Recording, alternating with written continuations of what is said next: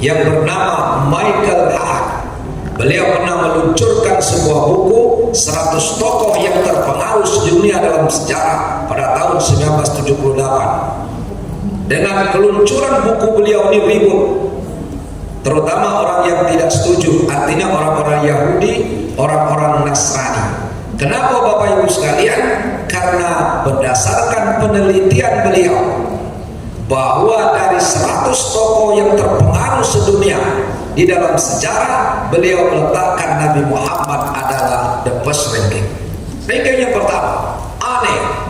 Orang yang tidak percaya bahwa Nabi Muhammad sebagai Rasul, yang tidak percaya kepada Islam, yang tidak percaya kepada Tuhan satu, tapi berani meletakkan Nabi Muhammad Rasulullah, itu adalah orang yang pertama.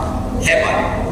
Dan aneh kalau kita umat Islam justru tidak mengakui kehebatan Rasulullah.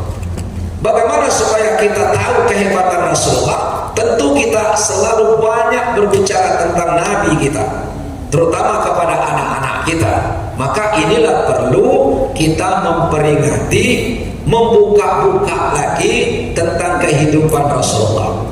Mungkin kita tidak akan bicara tentang kelahiran beliau mulai dari awal, di mana dia lahir, di mana dia wafat, siapa nama emaknya, siapa nama bapaknya, siapa nama datuknya, tahun berapa dia lahir. Itu sudah hafal semua kita, karena sudah ada syairnya. Nah tadi kan itu cak nasib perjuangan beliau sudah sering kita dengar. Nah dengan waktu-waktu yang singkat, dan mungkin kita akan membicarakan secara utuh.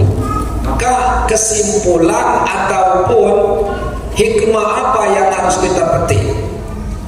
Ya ini kan, kalau kita lihat dari undangan yang disampaikan, itu yang pertama ada 3 hal. Setelah saya baca, yang pertama kita untuk menjalin silaturahim, kekeluargaan. Mungkin Bapak Ibu di antara guru, antara pengawas, kemudian pegawai di KUA, pegawai di Kemenang. Kalau kita tidak ada acara seperti ini, jarang kita. Tapi dengan acara seperti ini ketemu kita. Jadi ada hubungan kekeluargaan. Karena tidak menjalin hubungan keluarga itu ancamannya berat. Kata Rasul, salah satu la yadkhulul jannah mudminul khamr wa qati'ur rahim wa musaddiqu bisyai'in. Ada 3 golongan manusia yang tidak akan masuk ke dalam surga. Bayangkan Nabi yang ngomong. Yang pertama peminum khamr, minum keras. Walaupun dia lembut tapi dia namakan minuman keras. Yang kedua adalah waqati'ur rahim, orang yang memutuskan, orang yang tidak mau menjalin hubungan kekeluargaan, baik hubungan ini ada pertalian darah maupun hubungan persaudaraan antara kita muslimin ataupun muslimah. Apalagi kita satu tempat, satu wadah, ya satu sumber, satu keluarga, yaitu orang Kementerian Agama. Saya Bapak Ibu sekalian, bapak-bapak ketemu dengan saya ini baru tahu ini orang Kementerian Agama. Kalau ketemu di jalan tidak tahu gitu. Nah, tapi dengan adanya kita hadir di sini, ya terjalinlah hubungan silaturahim yang terasa sama kita.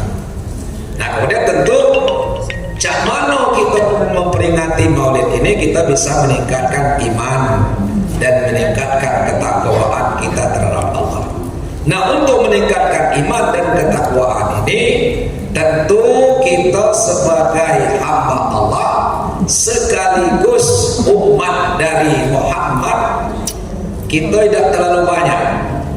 Karena kata Rasulullah membuka pintu surga untuk kita.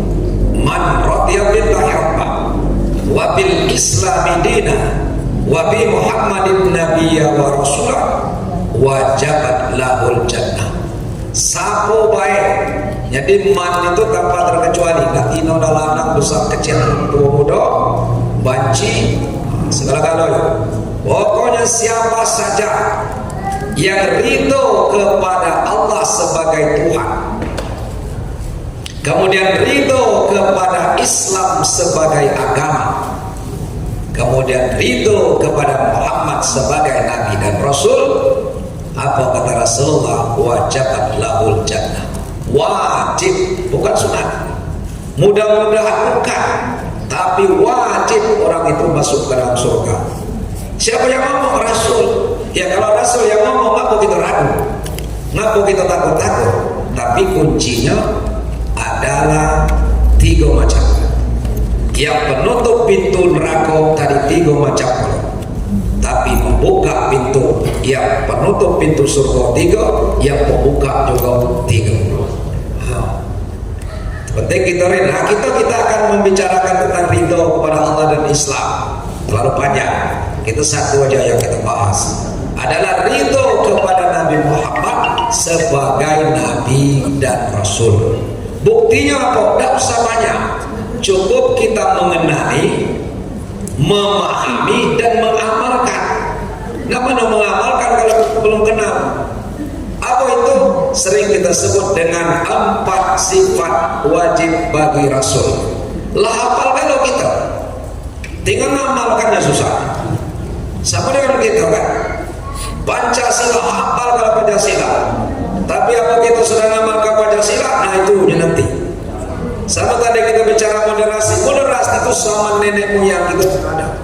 Kita sudah modern selama ini, tapi namanya baru muncul.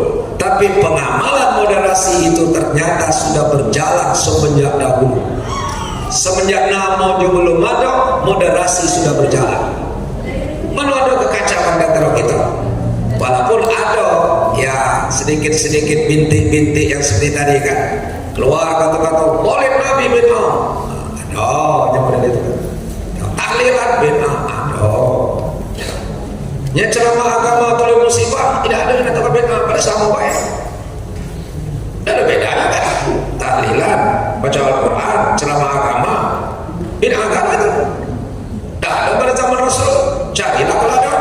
Oh Rasulullah waktu ada sahabatnya yang meninggal, dia mengumpulkan para sahabat dan jemaah, beliau ceramah agama. Ada. Sama dengan yasinan, sama dengan tahlilan, ada pada zaman Rasul. Akan ketemu ke kita. Itu tradisi yang diciptakan oleh umat Islam. Kan daripada kita waktu orang mati dan ngumpat muji dan keluar, atau main judi, main domino, lebih baik baca yasin. Kan? Nah sama dengan kita ini, kalau kita tidak pernah peringati itu hilang sekali. Nah maka Bapak Ibu, kita kenal dan mengamalkan. Apa itu sifat wajib bagi Rasul? Yang pertama siddiq, benar. Benar ini banyak sebenarnya. Benar cara berpakaian. Masih banyak kita yang perlu diperbaiki cara berpakaian.